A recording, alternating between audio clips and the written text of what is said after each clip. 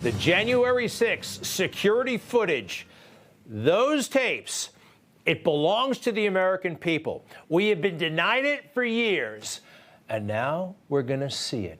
We've gotten little glimpses here and there, the ones they wanted us to see. Sometimes what they didn't want to see. Tucker Carlson, thank you very much. More on that later. But they're being posted online, the tapes from January 6th, from security cameras inside the Capitol, and it's about time. That is our property. We, the American taxpayer, own it, and we should have seen it years ago. Let's take a look. This just emerged, actually a matter of minutes ago. What do we see here? This is one of the lobbies of the Capitol. We see police officers standing around, and we see folks, they look like, yeah, those aren't members of Congress. They look like folks who were there for the big rally, walking by. You see any violence?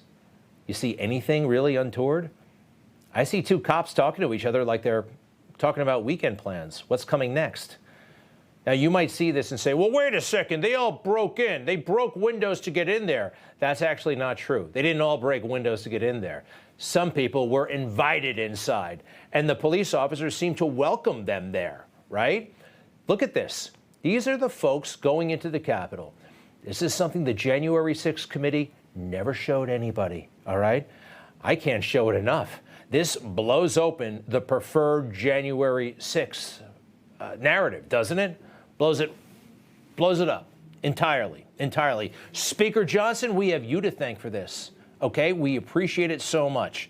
We are going to get all of the footage. He made the statement today, actually. He promised a while ago, and yeah, I am keeping my promise to the American people and making all the January 6th tapes available to all Americans.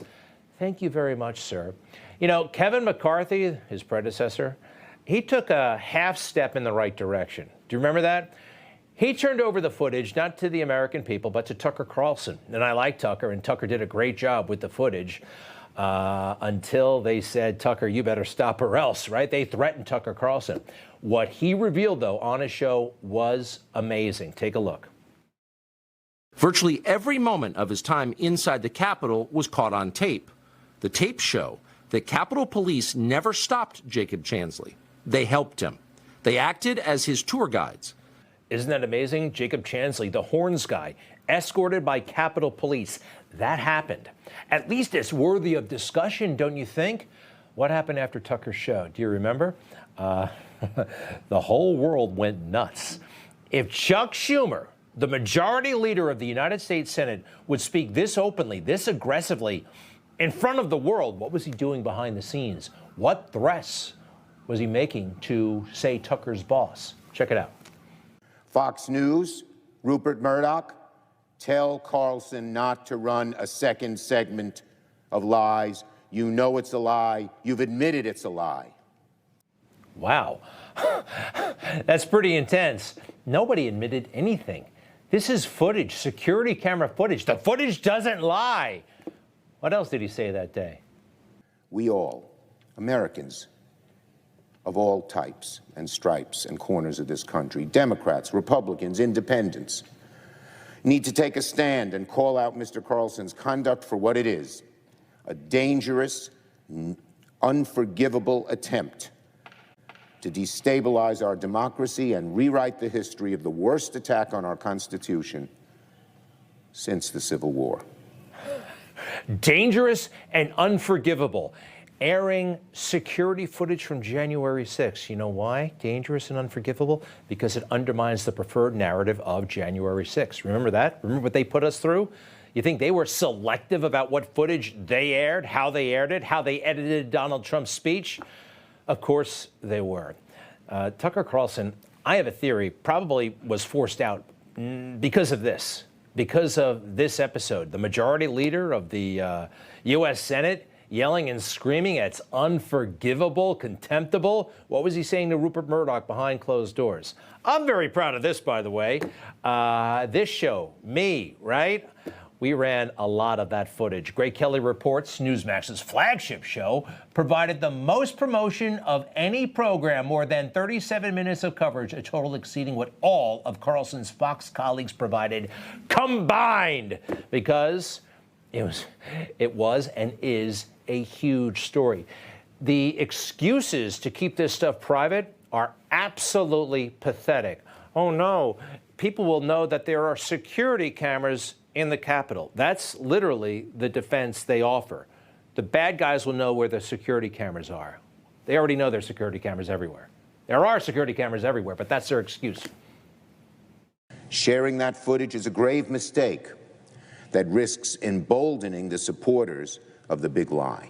What he did in terms of the lens of Capitol security and national security, there's really no excuse for it. House Democrats have been pretty clear that providing security footage in a manner that would jeopardize protocols. The truth is, this doesn't belong in the public domain for anybody. He is risking the security of himself and of his colleagues and of the Capitol itself. And the rationale is they'll know where the security cameras are. How about that guy? You know who he is? He's a Washington Post journalist saying we should not see this. Nobody should see this. Isn't it? They have a motto: light beats the darkness, democracy dies in darkness. And look at what they say. You know what I am most kind of curious about? Not more than curious, passionate about. The death of Ashley Babbitt. We need to know all of the information surrounding what happened to her. You probably remember, even though the fake news never wants to acknowledge her, that she was shot and killed, even though she was unarmed, posed no threat to anyone. You know, you don't get the death penalty for jumping through a window. You don't get the death penalty for trespassing. And she may have been let into the Capitol.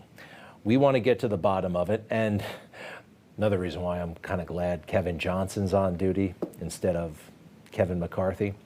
This was Kevin McCarthy's attitude regarding Ashley Babbitt. One of the first things Marjorie Taylor Greene said from the oversight dais was that Ashley Babbitt was murdered. Do you think Ashley Babbitt was murdered, or do you think the police officer who shot her was doing his job? I think the police officer did his job. The police officer, Lieutenant Michael Byrd, did his job shooting an unarmed woman? No. Who was about 12 feet away from the officer? Absolutely not. There's not a police department in the country that would say that that was a justified shooting. Speaker Johnson, thank you again for making this footage available to the American people. We will be going through it all weekend long and beyond, seeing what we can learn about the reality of January 6th. Sir, thank you very much. It is just insane because this letter is so well written and so reasonably structured in an argument. Like, you got to present your findings, you got to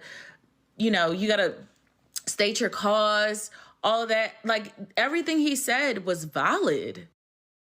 She's talking about Osama bin Laden and the letter that he wrote justifying the attack on America, taking out the World Trade Center and murdering 3,000 people. Have you heard about this? It's gone viral all over again.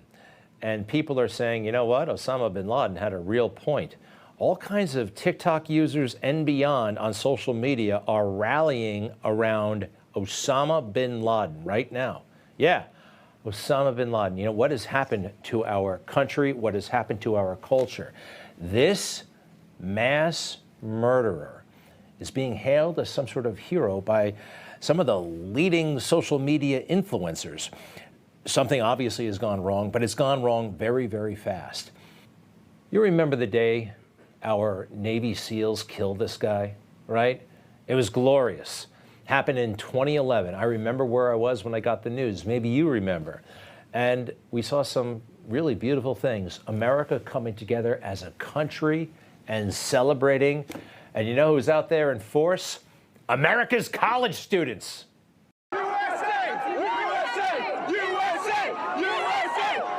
Isn't that beautiful? USA, USA, right in front of the White House. Thousands of privileged students from the best universities, Georgetown, GW, Northern Virginia, American. The same statues that were defaced during Black Lives Matter, they decorated them with American flags. And it wasn't just happening there. It was all over the place, all over the country. People were proud to be an American. I mean, doesn't that seem like a century ago? What happened? What happened to us? 2011, 2023. The contrast is incredible. This happened the other day at the DNC. Those are all pro-Palestinian, pro-Hamas, pro-terrorist demonstrators there. They're on the same side as Osama bin Laden. So we're a country in a free fall. 2011 versus 2023, we are in tough shape. Do we really have a country anymore? What is a country? What's the definition? A region, territory, or large tract of land distinguishable by features of topography, biology, culture. Forget biology, culture, a way of living, shared values, heritage. What do we have now? We don't have that. We don't. We have millions of American kids siding with the people who did this to us, who destroyed those towers and murdered 3,000 people. I was there. I kind of find it totally outrageous that people have either forgotten or they're actually agreeing with the bad guys. How many people were lost? Nearly 3,000. 3,000 beautiful lives. I don't know. For some, it's so impersonal. It happened to another generation. Let's see if we can personalize it a little bit. The oldest victim of 9/11, Robert Grant Norton. He was 85 years old. And the youngest, Christine Hansen. I always think of her, actually, when I think of 9/11. Just 2.5 years old. How could any human being side with the people who did this, who killed this child? It is unthinkable, but that's where we are. I'll be right back.